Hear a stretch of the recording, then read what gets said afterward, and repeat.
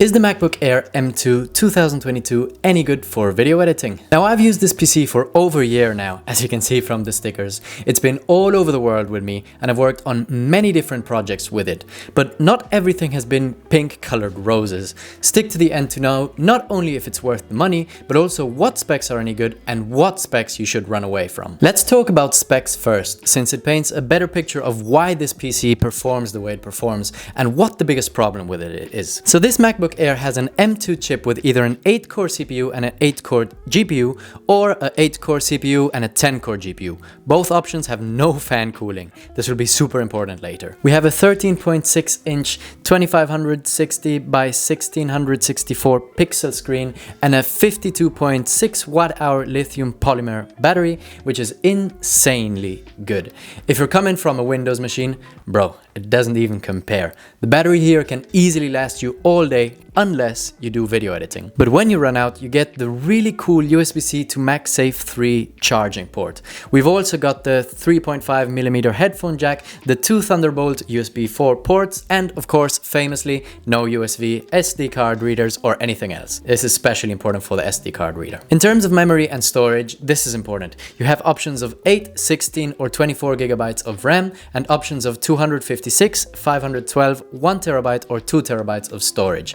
This is where Apple starts to rear its ugly head. You'll see why in a minute. How does this translate into real life use and, more importantly, video editing? Well, the day-to-day on this PC feels amazing. I've worked in an office where everybody had MacBook Pros, and even though it's obvious that those are more powerful, this one still felt slicker to me, and weirdly enough, I seem to prefer the keyboard on this one. In terms of the video editing, I'm not gonna lie, it's impressively good. I've used this for shifts of 8-9 hours of editing and it's been mostly a breeze. But there's one major caveat. First, I was editing mostly in full HD and I know 4K just wouldn't work as well. Secondly, there is a limit to how intense your edits can be. For the cutting phase, there is no issue. Same for some basic animations, music and sound effects. But as soon as you put that adjustment layer on top and start messing with the color correction and the color grade, we're gonna have to lower that timeline resolution. Plus, exports can be really slow. Again, especially when you slap a color grade on it. And as I said earlier, this PC has no fan cooling, which on the one hand is a marvel of engineering and it makes it quieter,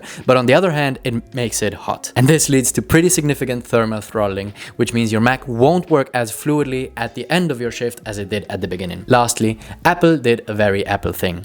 As I said, you have an option of 256 gigabytes of storage, which is the one they advertised the price on. First of all, every editor knows that that's not a lot of storage, but that's fine because you always have an external SSD anyways, isn't it? Well, no. This model is the one that comes with the 8-core GPU, which is significantly slower for editing than the 10-core GPU. But if you want to get that one, you'll have to get at least the one with the 512 gigabytes of storage.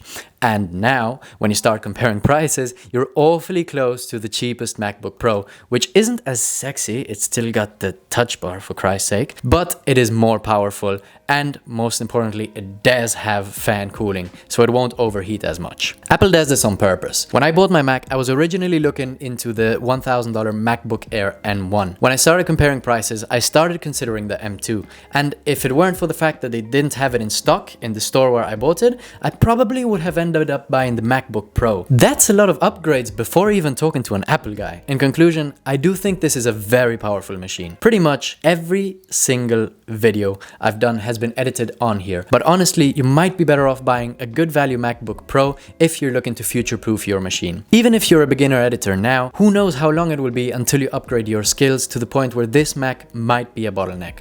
Now, if you decide to buy this one, don't buy the 256 gigabytes one. Not only is it not enough storage, but the performance will be capped. So at least go for the 516 option. That's been it, guys. If you want to buy this computer or any computer mentioned in this video, I will leave a link down below. Yes, they are affiliate links, as well as all my socials. Make sure to check them out, and if you don't know what to watch next, how about this video? Or maybe this one? So yeah.